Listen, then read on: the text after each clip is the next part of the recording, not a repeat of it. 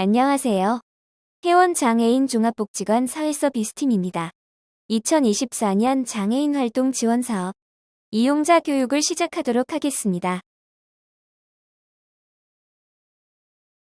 교육 순서입니다. 장애인 활동 지원 서비스, 활동 지원 서비스 바우처 및 본인 부담금, 장애인 활동 지원 서비스 이용 안내 및 주의사항, 서비스 급여 이용, 서비스 부정 사용, 전자바우처 클린센터 순서로 안내드리겠습니다. 장애인 활동 지원 서비스 신청 자격에 대하여 설명드리겠습니다. 장애인 활동 지원 서비스는 소득 수준과 무관하게 신청 가능하며 6세 이상 65세 미만의 장애인복지법상 등록장애인인 경우 신청 가능합니다. 연령은 신청일 기준으로 판정하되 신청은 6세 생일이 속하는 달의 전달부터 신청 가능하며 급여는 생일이 속하는 달 2월 1일 생성됩니다. 또한 수급자로 선정 후 65세 도래 시 해당 월의 다음 달까지 수급 자격은 유지됩니다. 활동 지원 서비스 제외 대상은 노인장기요양보험법 제2조 제1호에 따른 노인 등에 해당하여 장기요양급여를 수급하는 사람입니다. 여기서 노인 등이란 65세 이상의 노인 또는 65세 미만으로 치매, 뇌혈관성 질환 등 관계 법령으로 정하는 노인성 질병을 가진 사람을 말합니다.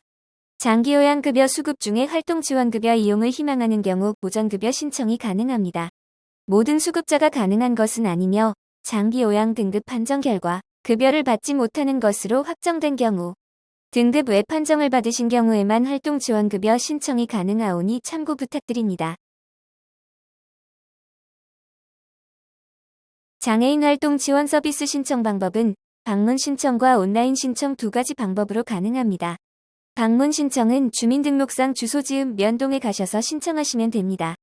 직접 방문하지 않고 우편 또는 팩스로 신청하는 것도 가능하며 이러한 경우 면동의 제출 사실을 반드시 확인해 주시기 바랍니다.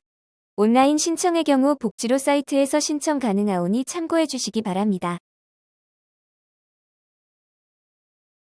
장애인 활동 지원 서비스 바우처 및 본인 부담금에 대해 안내드리겠습니다.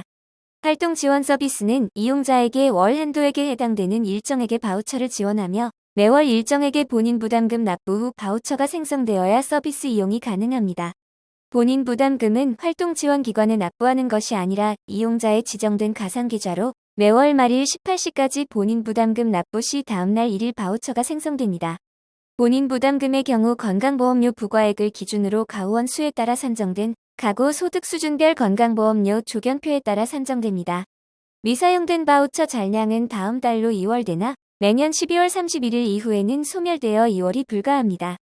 또한 미사용 잔량이 1개월분의 급여를 초과하는 경우 다음 달에는 생성 제한이 적용되어 바우처가 미생성되오니 서비스 이용 시 참고 바랍니다. 사회서비스 ARS 시스템에서 바우처 잔량 조회, 본인 부담금 계좌 조회, 바우처 사용 내역 조회 등 바우처와 관련된 사항을 조회할 수 있으니 바우처 관련하여 문의사항 발생 시 확인하시어 이용하시기 바랍니다.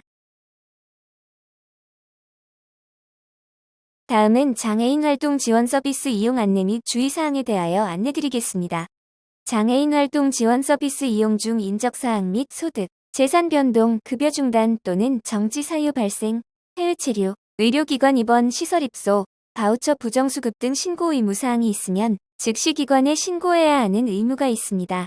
또한 활동지원기관 및 활동지원사 변경, 서비스 종결을 희망하는 경우 최소 14일 전에는 알려주셔야 합니다. 활동지원 서비스는 1:1 대면 서비스로 활동지원사가 이용자가 없는 가정에서 서비스, 이용자 가족에 대한 서비스, 이용자의 생업을 지원하는 서비스는 불가합니다. 이용자가 장보기, 물품 구매, 은행 업무 등 비대면 서비스를 요청하는 경우 활동지원사는 이용자와 협의한 후 서비스를 제공할 수 있습니다. 단, 비대면 서비스 제공 시 활동지원기관에 관련 내용을 사전 보고하셔야 합니다. 활동지원사와 협의되지 않은 서비스를 무리하게 요구하거나 과도하게 요구해서는 안 되며 무리한 서비스를 요구하는 경우 활동지원사는 서비스를 거부할 수 있습니다. 따라서 활동 지원사와 충분한 대화 및 협의를 통해 일정을 계획하고 서비스 제공 범위 안에서 적절하게 서비스를 이용하시길 바랍니다.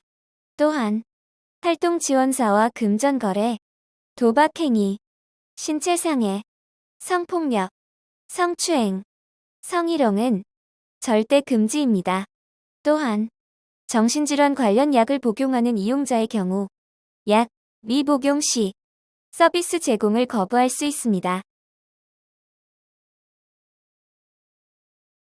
다음으로 장애인 활동 지원 서비스 급여 이용에 대하여 안내드리겠습니다. 첫째, 활동 지원 급여는 합법적인 범위 내에서 이루어지는 이용자의 일상생활 및 사회생활 등을 보조하기 위한 것으로 이용자는 합법적인 범위 내에서 급여를 요청해야 합니다. 둘째, 활동 지원 급여는 이용자 1인에 대하여 전적으로 제공하여야 하고 이용자 2인 이상에 대하여 동시에 서비스를 제공할 수 없습니다. 셋째, 이용자 본인만을 위해 제공해야 하고 이용자 가족의 빨래 등 이용자의 가족을 위한 행위는 제공할 수 없습니다.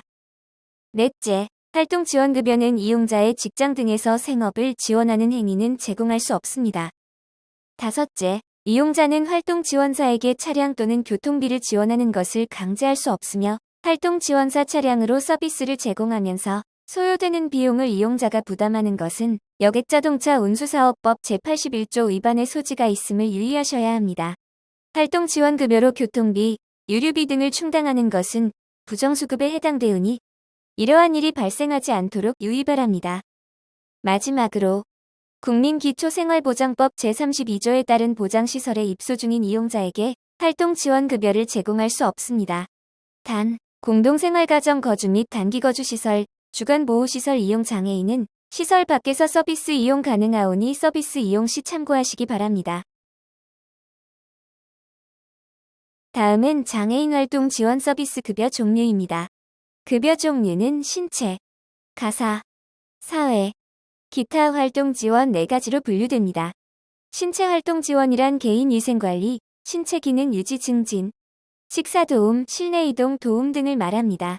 가사 활동 지원은 청소 및 주변 정돈, 세탁, 취사 등이 해당되며 이용자 외 가족의 가사 활동 지원은 포함되지 않습니다. 사회 활동 지원은 등하교 및 출퇴근 지원, 외출 시 동행 등이 해당됩니다. 기타 서비스 같은 경우에는 만 6세 미만 아동 등 예외적인 경우에 한하여 이용자의 자녀 1인에 대한 양육 보조가 해당됩니다. 다음은 장애인 활동 지원 서비스 부정사용에 대한 내용입니다. 안내드릴 부정사용 유형은 총 9가지입니다.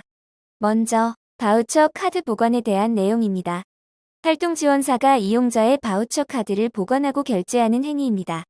예외 사유에 해당하더라도 서비스 종료 후 반납해야 하며 카드 보관이 어려운 이용자라 하더라도 이용자 가방에 넣어 귀가하는 등 최대한 노력해야 합니다. 바우처 카드는 본인 또는 보호자 소지가 원칙이나 다음과 같은 경우 서비스 이용을 위해 부득이한 경우에는 급여 제공에 필요한 범위 내에서 활동 지원사의 수급자 카드 일시 소지를 예외적으로 허용할 수 있습니다.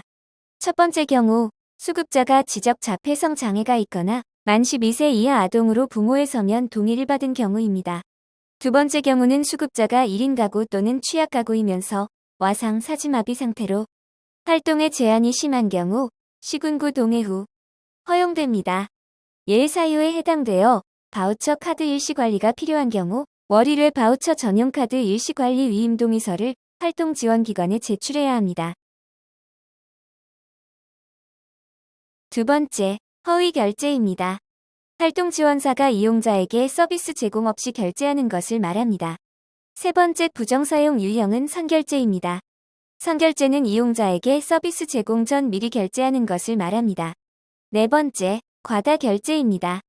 이용자에게 서비스 제공한 시간보다 많은 시간을 결제하는 행위입니다. 다섯 번째, 중복 결제입니다. 중복 결제는 같은 시간대에 여러 명의 이용자를 결제가 불가능한 시간대에 결제하는 행위입니다.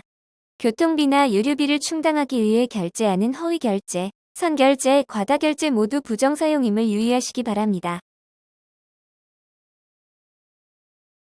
여섯 번째, 친인척 결제입니다. 친인척 결제는 가족 간의 서비스를 제공하고 결제하는 행위입니다. 일곱 번째, 교환 결제입니다. 교환 결제는 이용자의 부모 등 가족끼리 서로 카드를 교환하여 결제하는 행위입니다. 8번째, 제공 인력 입원 중 결제입니다. 활동지원사의 병원 입원 기간 중 결제하는 행위입니다. 9번째, 그 밖의 부정사용입니다. 활동지원사가 이용자가 없는 가정에서 가사 서비스 제공 후 결제하는 행위, 이용자의 생업을 지원하고 결제하는 행위 등 부당한 방법으로 바우처를 사용하는 행위를 말합니다. 다음으로 부정사용 적발 시 처분에 대하여 안내드리겠습니다. 부정사용은 불법 행위입니다. 부정행위 및 부정수급 시 징역 또는 벌금형, 부정사용액 전액 환수, 활동지원사 자격 취소 및 정지, 고발 및 행정처분, 향후 서비스 이용 제약이 있을 수 있습니다.